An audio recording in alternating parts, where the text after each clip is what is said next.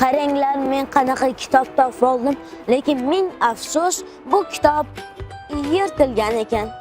Men kitob yirtilgani uchun shunaqangi xafa bo'ldim. Chunki bilasizlarmi, kitob sizning qo'lingizga kelguncha qancha yo'lni bosib o'tadi. Shuning uchun biz bugun O'zbekiston nashriyot matbaa ijodiy uyiga keldik. Bugun sizlar bilan shu haqida gaplashamiz, ketdik. Ma'lumot uchun bu nashriyot bu yil 101 yoshga to'ldi. Kitob materiallari birinchi bo'lib tahririyat bo'limiga keladi. Biz ham shu bo'limga keldik. Biz hozir bu bo'limda nimalar qilinishini bilib olamiz. Assalomu alaykum. Biz ishni birinchi bo'lib nimadan boshlaymiz? Hozir shu haqida to'liq ma'lumot olamiz. Stajni bo'lam. Biz ishni birinchi navbatda bizaga mualliflarimiz elektron variant olib kelishadi. O'z elektron variantni olib muharrirlarga uzatamiz. Muharrirlar va korrektorlarga uzatamiz. Ular o'sha elektron variantni ko'rib, chiqib, ichini o'qishadi, o'qib, tozalab, ichida xatolarini, imlo xatolarini hammasi ko'rib, tahrir qilib, bizga uzatishadi. Biz uni olib, bolajonim qara, olib formatga solamiz, qara. Mana kitob qilib format ichiga solamiz. Bizga format beradi. Texnik redaktorlarimiz uni format ichiga solib, chiroyli qilib joylashtiramiz. Rasmlar qo'yamiz, tekstlarni qo'yamiz, qo'yib chiqazib beramiz. Buni yana muharrirlarimiz o'qishadi.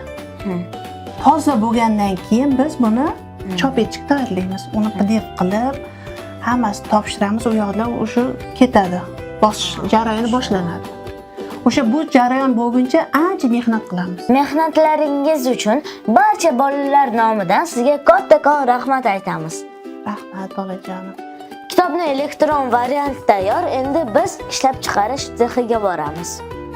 Kitobni bosmaga berishdan oldin mana shu yerdagi operator akalarimiz elektron shakldan bosma qolip yasashadi.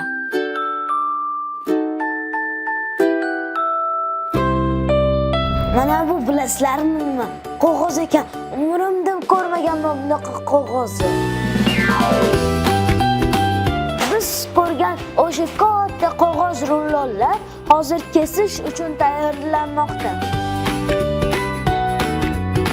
Mana shu qurilma qog'ozlarni standart o'lchamlarda kesib beradi.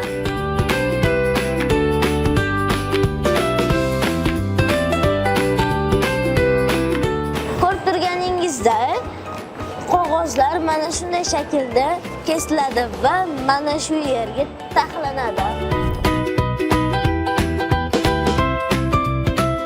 Bu yerda kitob bosmadan chiqariladi. Bosmadan chiqqan qog'ozlar bu yerda buklanadi.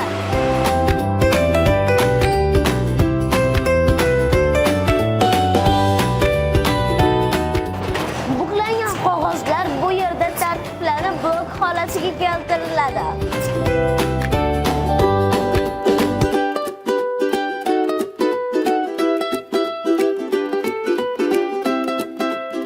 Mana natija. Bloklangan qog'ozlar mana shu qurilma yordamida tikiladi. Mana bolalar blokning tikilgan holati. Endi bu blok muqovaga biriktiriladi. Mana shu qurilma yordamida blok 3 tomonlama kesiladi va kitob tayyor holatiga keladi. Va nihoyat bizning kitoblar tayyor va biz qadoqlash jarayoniga yetib keldik. Sizning qo'lingizga kitoblar mana shunday holatda yetib keladi. Goh bo'lganingizdek bitta kitob bizning qo'limizga kelguncha qancha odamlar mehnat qiladi. Shuning uchun aziz bolalar, kitobni qadrlaylik va uni ehtiyot qilaylik.